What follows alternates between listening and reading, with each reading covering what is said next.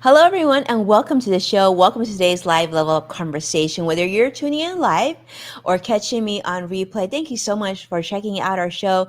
Happy Thursday. Let's dive right into the show. Welcome to Level Up with Winnie Sun.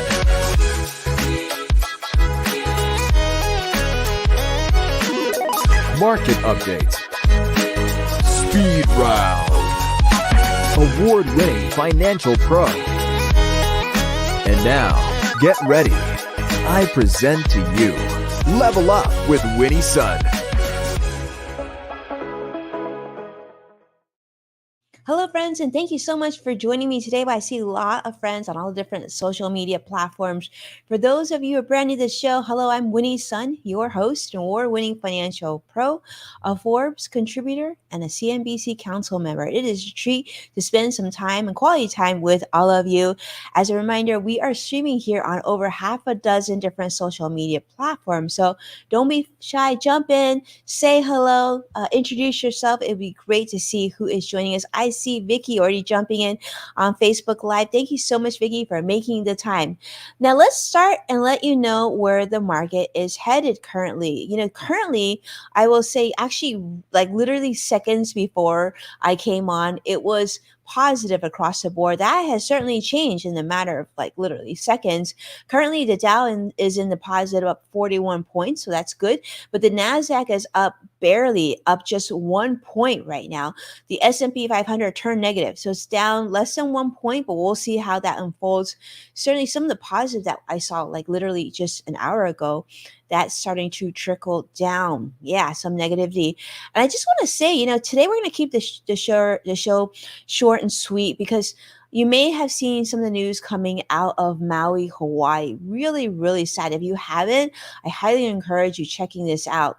Wildfire, hurricane, lost lives, in fact, on the beautiful island of Maui. So lot of thoughts and prayers going out to those who are affected, not only on Maui, but also on the Big Island. So if you haven't seen, do what you can to spread the word and see if you can help out. I think that would be very, very, very much needed today. All right. And probably for the days and weeks to follow, months to follow. And on that note, all right, let's start and talk about the market as well.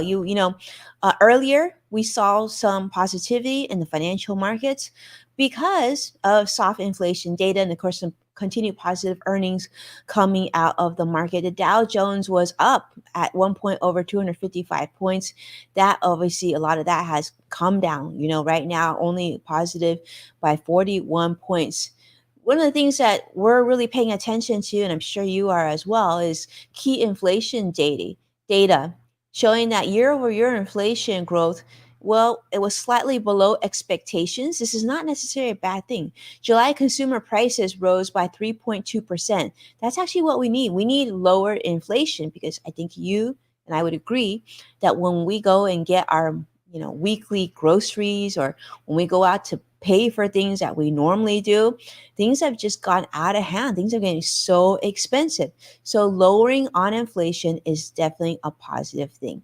It's slightly below sort of the 3.3% was sort of the consensus, what economists were expecting, and those who were polled by Dow Jones. So 3.2%, a little bit better in terms of inflation.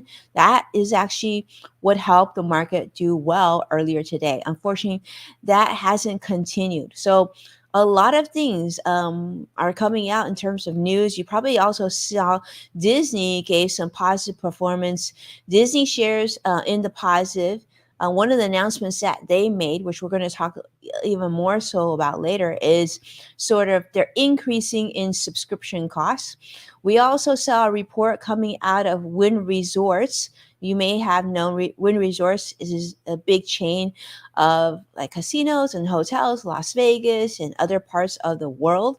Well, I guess they saw an increase of 3% in terms of business, probably because a lot of people stopped traveling as much in the early days of the pandemic. But as you know, the pandemic isn't quite over yet. In fact, I've been seeing some trending news all over about the pandemic and new variants. So if you haven't seen that, definitely give that a Google so you can be aware as well. So yes, mixed reports out of Disney, and we're going to talk about that in just a second. But a big story that has been trending recently, I really want to put on your radar. And this is out of WeWork and sort of the change and how you and I are working now. A lot of this stemmed from the early days of the pandemic. Now, if you've never been to a WeWork office, let me just say, like, I've been to several because when WeWork first came, it was actually really, really exciting. They have these big, beautiful office spaces all across the United States and also in other parts of the world.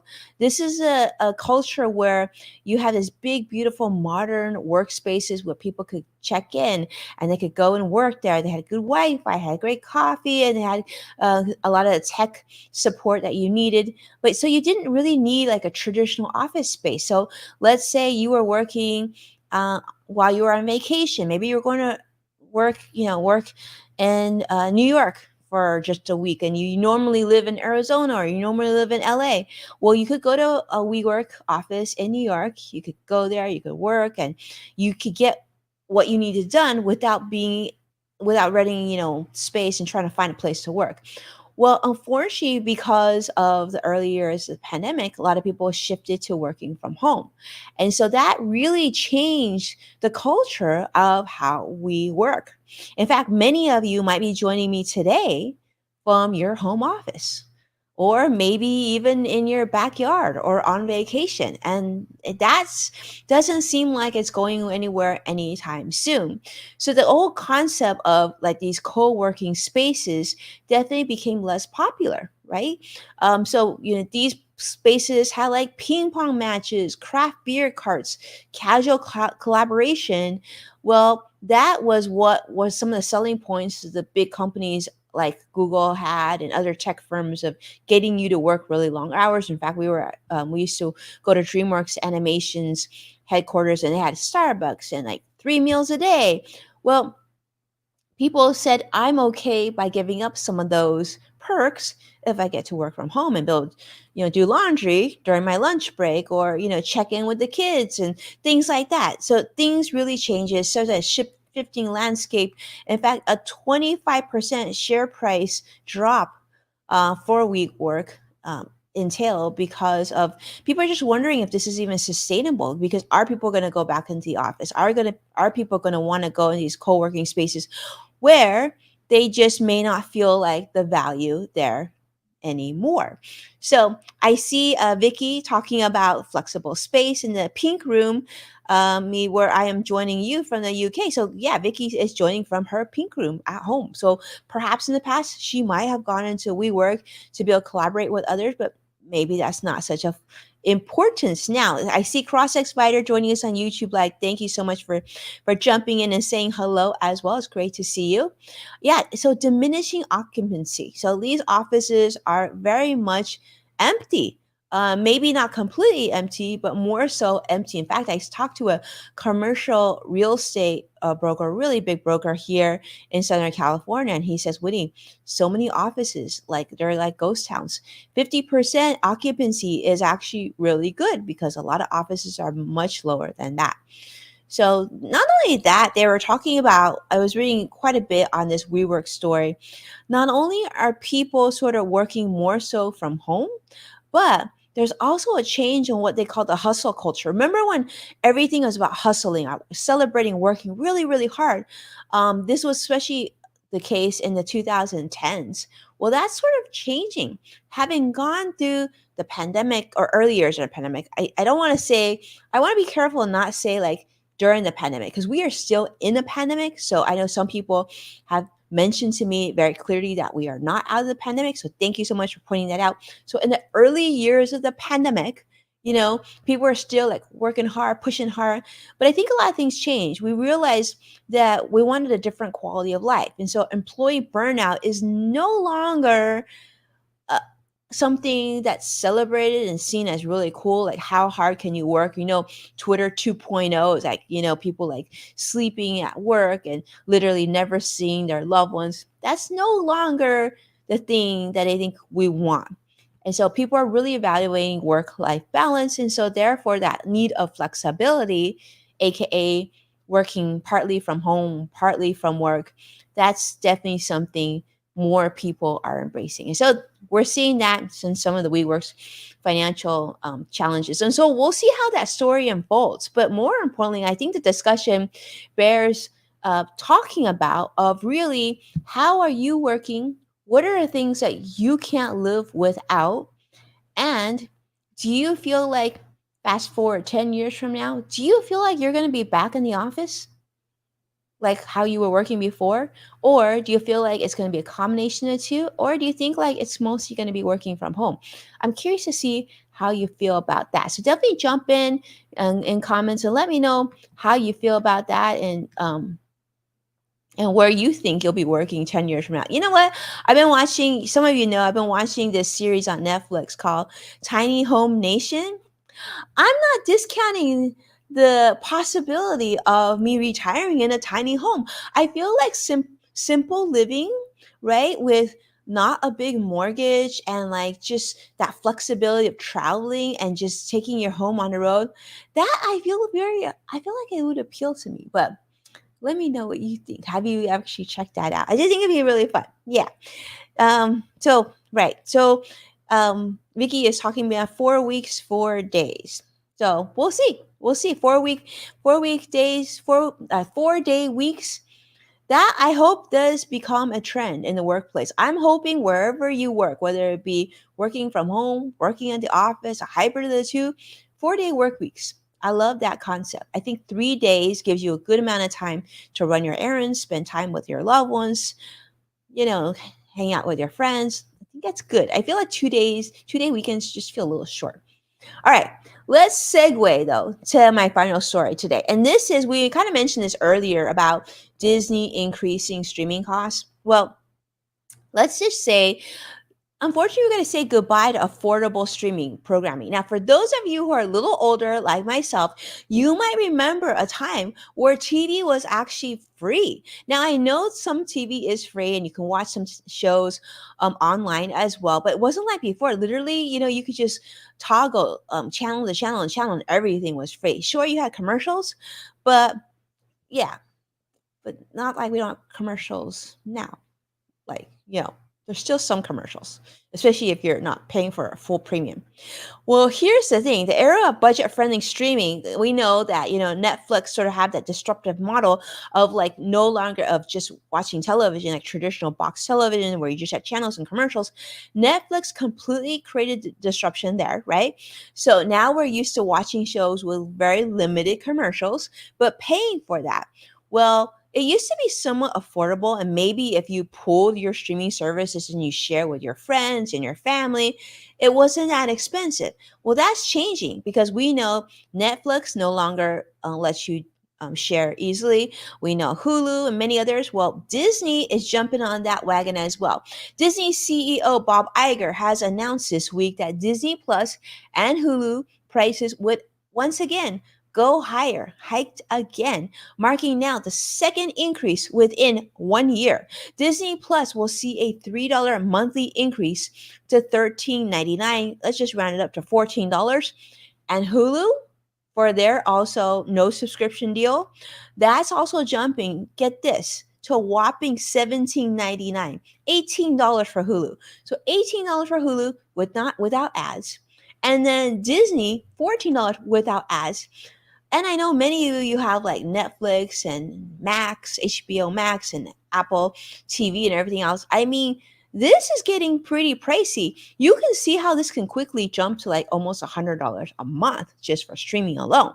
This is a 20% price hike. So we just talked about how inflation was lowering somewhat this month, right? But there are other areas such as streaming. They don't even care about like where inflation is. They're doing their own streaming inflation. 20% is a huge hike. You add that on top of like the price of going to college, of buying your home and purchasing a car. This stuff all adds up. So these streaming costs are very significant. So now Bob Iger has said they're going to create somewhat of a different strategy to reach a broader audience. They're, of course, going to come up, they still have their more affordable pricing model where you are going to have to, deal with advertising and whatnot. And they're saying that they just think it'll be more profitable this way, probably because advertisers can come back and pay for more of that service too. So they're definitely embracing advertising. Bob Iger with Disney is saying they see a positive trend towards advertising in streaming. Let me ask you this: positive for who? Positive for us or positive for Disney itself? Hopefully, this does keep at least your advertising model to be less expensive, and then you'll have to deal with some commercials, but hopefully those commercials aren't as long as they were before. And most importantly, I would say, let's make sure the advertising is appropriate, because as a parent, I sometimes do pay for the non-advertising platform because I don't trust some of the advertising that's being shared for my kids. So this is a way for me to control quality control of the advertising that's being shelled out to my children. Yeah. So positive for Disney. Vicky is saying that I you know I don't know. But here's what I say: media companies across the industry are raising prices to enhance profitability. Now, some of that demand, of course, is coming from Wall Street. We know Paramount, Warner Brothers, Discovery, NBCU, Netflix all have increased their prices this year, as well as sort of the impending password sharing crackdown. We'll see how that unfolds. It's not just streaming. Costco is doing the same thing. Costco is not letting you share membership, and I'm sure many places that have that monthly or annual subscription is going to follow. I think it's going to get to a point where we really can't share much. Sadly, we can't really share much. We just have to, everybody has to pay, and we just have to make those tough decisions of what we're going to pay and what we're not going to pay. Speaking of which, if you didn't catch this already, I want to make sure to put this on your radar, and we'll make sure to share this link for you as well.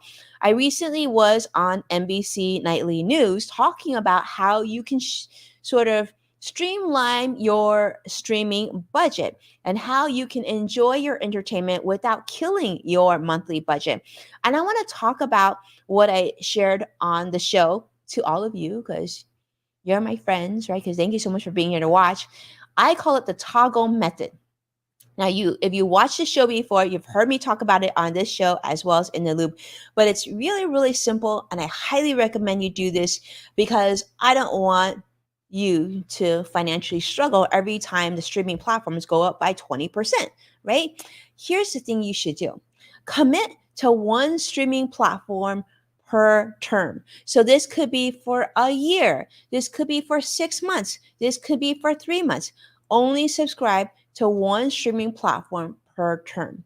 And just like spend your time watching this. Maybe you binge watch for 3 months on like one platform. Maybe just do Netflix for 3 months or 6 months, and then toggle over to Disney Plus for 3 months or 6 months or whatnot. And let's say you just say, like, I don't know, Winnie, like we have two different people that want to watch two different things in my household. So it's not really practical to only have like one platform. Okay, then max out at two. Just commit to two streaming platforms, right? And that way, if you can do that, then let's say you're going from 4 platforms to two, you instantly decrease your streaming budget by half, right? And if you're at two and you go to one, again, half. Even if you go from 3 to 2, you're still decreasing. And we want that. We want to continue to decrease. And I call it the toggle method. And I actually really like you sort of decreasing or committing to one platform for 6 months at a time, because I found that most streaming platforms discuss or introduce discounted like deals almost every 6 months. In fact, I saw Hulu is doing some sort of deal if you're a student, like to $1.99 per month, right? For I think a year or 6 months. So what you could do is typically you'll see deals during the summertime, and you'll see deals during the holidays. So if you were to take that approach, you could commit to one platform or two platforms and just cancel them, and then go to the other platform for the next 6 months. And then make sure, of course, that you just keep track of this. Put it into your calendar, set up an alert so that you can cancel during that 6-month period, and then you just toggle to the new ones that you want to do. And what's really interesting, you'll see every time you cancel, these streaming platforms tend to send you deals via email of like, if you sign up longer, we'll give you this deal. So what you could even do, you could even try it, doing for 1 month and canceling, and then give you a deal. You could come back, and if they don't, cancel again after 1 month and see if they give you a deal again. After all, I'm here to make sure that you get the best deal possible. So, yes, Vicky, hopefully that is a good deal. Let me tell you, that works. I've tried it, and I just want to make sure you keep leveling up towards financial independence. All right, let's check in again, see how the market is doing. Sometimes I forget to do this, so it's important that I do this for you. The Dow is currently up 29 points, but unfortunately, the Nasdaq now is also in negative territory with the S&P 500. Nasdaq is now down over 19 points, and the S&P 500 also down more than 5 points now. Yeah, so I don't know. We'll see how, still a few more hours before the market close, if the Dow can hold on to its positive territory. But it was up over 200 points, and it's come down about 10, 15 points since we started going live just moments ago. So I'm not that positive. I think today's going to end up being negative, but most importantly, if you're watching and you're happy, you're here, you're happy, you're healthy, then I think we have much to be grateful for. And our thoughts and prayers go to those in Maui and Big Island and in Hawaii. And I know they've been sharing different ways that you can help on social media. So I'm going to jump in and see what I can do from my end as well. I have some, my best friend actually lives on the Big Island. So I'm thinking about her and her family today for sure, and all her loved ones as well. So thank you so much, my friends, for being here. Thank you. You are an amazing audience. Thank you so much for joining us on Level Up Live. If you found this video helpful, don't forget to hit that like button and subscribe to stay updated. You can also catch complete episodes of Level Up with Winnie Sun on NASDAQ, Amazon Fire, Samsung, LG, Roku, and many other streaming platforms. See, that makes it convenient. So you can be on different platforms and you can still catch me. And for even more insightful content, make sure to explore Yes Factor with Winnie Sun, which is on Apple Podcasts and the LinkedIn Podcast Network. Thank you so much for your incredible support. We'll be back again tomorrow. Greg from In the Loop, well, he's got something that he needs to be at. So tomorrow you're going to catch me again for Level Up Live, and then we'll see Greg momentarily next week. I think it's going to actually be a new day for Greg next week. So I'll keep you posted on that as well next week. See you. Take care. Have an amazing day. Thanks so much for tuning in. Bye-bye now.